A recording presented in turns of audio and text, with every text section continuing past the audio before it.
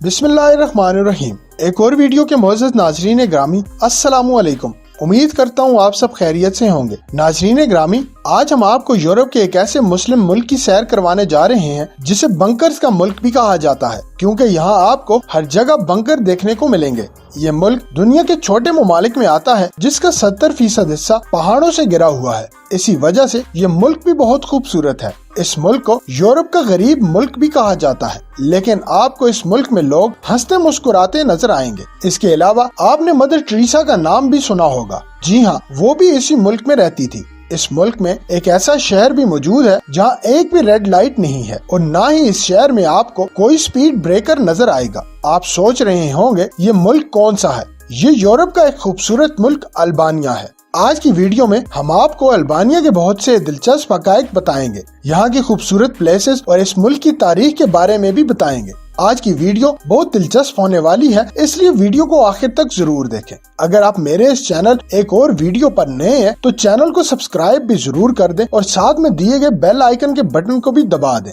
ताकि अगली आने वाली और भी दिलचस्प वीडियोस आपको मिलती रहें। तो चलें आज की वीडियो को शुरू करते हैं। अल्बानिया, इस मुल्क का official name Republic of Albania है। अगर बात की जाए इस मुल्क की कुल आबादी की तो 28 लाख के करीब इस मुल्क की कुल आबादी है, जो दुनिया के 136 नंबर पर आता है। अगर बात करें इस मुल्क के कुल रकबे की तो इस मुल्क का कुल रकबा 28,700 मुरब्बा किलोमीटर है, जो दुनिया में 145 नंबर पर आता है। इसके अलावा इस मुल्क में अल्बानी जुबान बोली जाती है, जो कि इस मुल्क की ऑफिशियल जुबान है। इस मुल्क की तकरीबन 98% आबादी ये जुबान बोलती है। इस मुल्क के बॉर्डर्स की बात करें तो साउथ और साउथ ईस्ट में ग्रीस, ईस्ट में मैकेडोनिया, नॉर्थ और नॉर्थ वेस्ट में सर्बिया और मॉन्टीनेग्रो, जबकि ईस्ट में एड्रियाटिक सी वाक़या है। अगर इस मुल्क में चलने वाली करेंसी की बात की जाए तो इस मुल्क की करेंसी अल्बानियन लेक है, जो पाकिस्तानी 2.96 रुपए के बराबर और इंडियन 0.91 रुपए के बराबर है। नाजरीन, यहाँ आपको लोग रात के वक्त सड़कों पर पैदल नजर आएंगे, क्योंकि यहाँ के लोग रात का खाना खाने के बाद वॉक जरूर करते हैं और इस वॉक को जीरो कहा जाता है, जहाँ पे लोग एक दूसरे से मिलते हैं। इसलिए अल्बानिया के लोग बहुत ज्यादा सोशल भी होते हैं।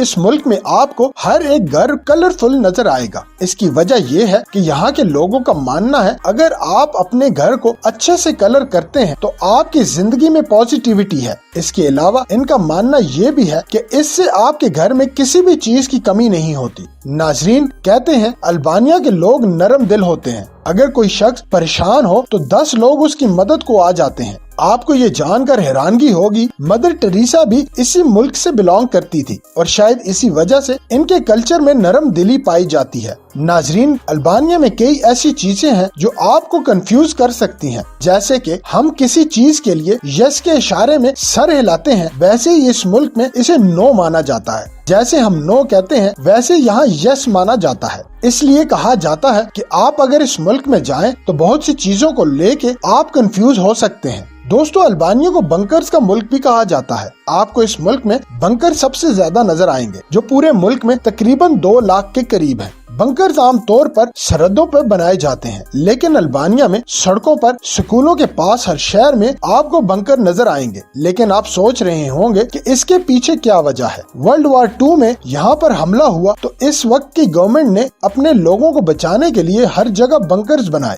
लेकिन आज के दौर में ये बंकर्स खाली पड़े हैं और जहरीले सांपों का घर बन चुके हैं। नाजरीन, अल्बानिया के लोग खेती बाड़ी बहुत ज्यादा करते हैं, इसीलिए इस मुल्क में अनाज की कमी नहीं होती। अल्बानिया एक मुस्लिम मुल्क है, जहाँ की अगर पॉपुलेशन की बात की जाए तो 60% लोग मुसलमान हैं और 35% लोग क्रिश्चियन। दोस्तों, अल्बानिया के लोग तरह तरह के शूज पहनना पसंद करते हैं। आपको जानकर हैरत होगी, ये लोग हर कलर के शूज पहनना पसंद करते हैं। इन लोगों का मानना है कि कलरफुल शूज पहनने से इंसान खुश दिखता है। इसके अलावा यहाँ के लोगों को खाना पीना भी बहुत पसंद है, इसलिए आप अगर फूड लवर हैं तो इस मुल्क में आपको बहुत मजेदार खाने मिलेंगे, जिसमें सबसे फेमस तेप पोसी है, जो लैम्प के गोश्त और चावलों के साथ तैयार किया जाता है, और एक मीट पेस्ट्री है जिसमें गोश्त, पालक और मजेदार मसालों के साथ तैयार किया जाता है। यहाँ के लोगों को मीठा खाना भी बहुत ज्यादा पसंद है, जैसे इंडिया और पाकिस्तान के लोग मीठा खाते हैं या शायद इनसे भी ज्यादा मीठा पसंद करते हैं। آپ کو البانیہ میں سویٹ ڈشز کی بہت زیادہ ویرائٹی دیکھنے کو ملے گی، جن میں سب سے فیمس شکر پارے ہیں۔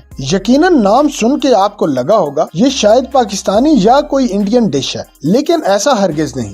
یہ ایک البانیہ کی سویٹ ڈش ہے جسے آلمنڈ کے ساتھ پیسٹری میں تیار کیا جاتا ہے۔ اس میں لیمن فلیور اور شوگر سیرپ بھی ڈالا جاتا ہے۔ یہ بہت ہی ٹیسٹی سویٹ ڈش ہے۔ آپ جب بھی البانیہ جائیں تو ایک بار اس سویٹ ڈش کو ضرور ٹرائی کریں۔ ناظرین، آپ نے 3 ملک کیک کا نام تو سنا ہوگا۔ یہ بھی البانیہ کی سویٹ ڈش ہے جو مزیدار کیرامل سیرپ اور وینیلا کیک کے ساتھ تیار کی جاتی ہے۔ ناظرین، اس کو سلطنت عثمانیہ کے دور میں بھی بنایا جاتا تھا، جس میں کاؤ ملک، گوٹ ملک اور بفیلو ملک کے ساتھ تیار کیا جاتا تھا، اس لیے اسے 3 ملک کیک بھی کہا جاتا ہے۔ اس کے علاوہ بکلاوا اور کیڈف بھی بہت زیادہ فیمس ہیں۔ یہاں کے لوگ میٹھے کے بعد جو سب سے زیادہ پینا پسند کرتے ہیں وہ ہے کافی۔ ناظرین، اگر البانیہ کی کیپٹل کی بات کریں تو البانیہ کی کیپٹل سٹی کا نام تہرانہ ہے، جو ملک کا سب سے بڑا شہر ہونے کا اعزاز بھی رکھتا ہے۔ دوستو، یہ یورپ کا واحد ملک ہے جہاں آپ کو ایک بھی میکڈونلڈ نظر نہیں آئے گا۔ تہرانہ سٹی بہت صاف ستھرا اور خوبصورت شہر ہے۔ کہنے کو تو یہ ایک مسلم ملک ہے، لیکن بارز اور شراب خانے آپ کو ہر جگہ نظر آئیں گے۔ لباس کے لحاظ سے بھی آپ کو یہ ملک مسلم نظر نہیں آئے گا۔ اگر اس شہر کی فیمس پلیسز کی بات کی جائے تو تہرانہ کیسل، تینس برج، نماز گاہ موسک اور ریحانہ پارک اس شہر کی فیمس پلیسز ہیں۔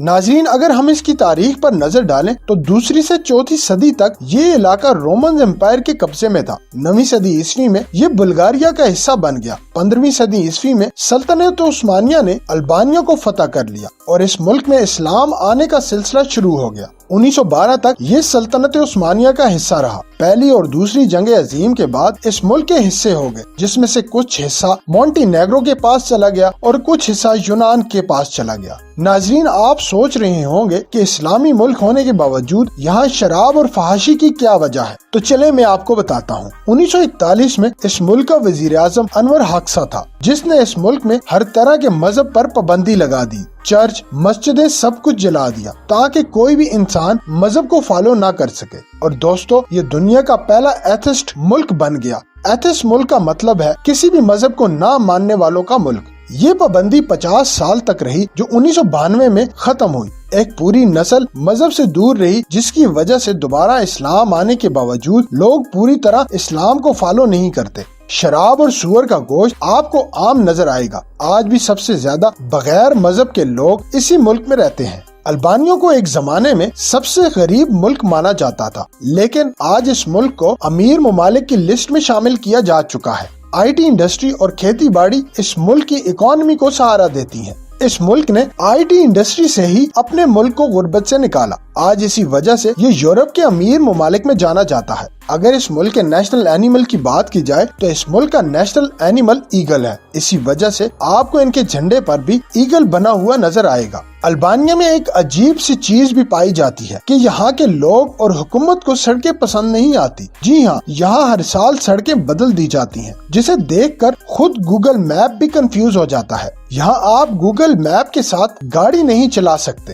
اس کی وجہ یہ ہے کہ ہر سال نئے راستے بنا دیے جاتے ہیں، جس کی وجہ سے گوگل میپ بھی غلط راستہ بتاتا ہے۔ اچھی چیز کے ساتھ ساتھ اس ملک کے ساتھ ایک بری چیز بھی جڑی ہوئی ہے، وہ ہے کرپشن۔ جی ہاں، اس ملک کو سب سے زیادہ کرپشن کرنے والے ممالک کی فہرست میں بھی رکھا جاتا ہے، اور پولیس اس ملک میں کرپشن کرنے پر پہلے نمبر پر ہے۔ یہاں آپ کو پولیس ہمیشہ فائن کاٹتی ہوئی نظر آئے گی۔ حالانکہ البانیہ کے لوگ بھی کسی حد تک اس کے ذمہ دار ہیں، کیونکہ یہاں کے لوگ ڈرائیونگ کے قانون کی پاسداری نہیں کرتے۔ ملک میں ٹریفک کا بہترین نظام بھی موجود ہے۔ اس کے علاوہ اس ملک میں 4 ایئرپورٹس اور ریلوے سسٹم بھی موجود ہے۔ اس ملک میں سڑکیں آپ کو ورلڈ کلاس لیول کی نظر آئیں گی۔ اس کے علاوہ ایک ایسا شہر بھی اس ملک میں موجود ہے جہاں آپ کو ایک بھی ٹریفک سگنل دیکھنے کو نہیں ملے گا، جس کا نام سپوترا سٹی ہے۔ البانیہ کی آرچرڈ جھیل کو یونیسکو ورلڈ ہیریٹیج میں بھی شامل کیا گیا ہے۔ یہ جھیل بہت خوبصورت ہے اور وزٹرز اس جھیل کو دیکھنے بہت زیادہ آتے ہیں۔ اگر آپ بیچز کے شوقین ہیں اور آپ کو بیچز پسند ہے تو کیسیمل کے بیچز بہت زیادہ خوبصورت ہیں۔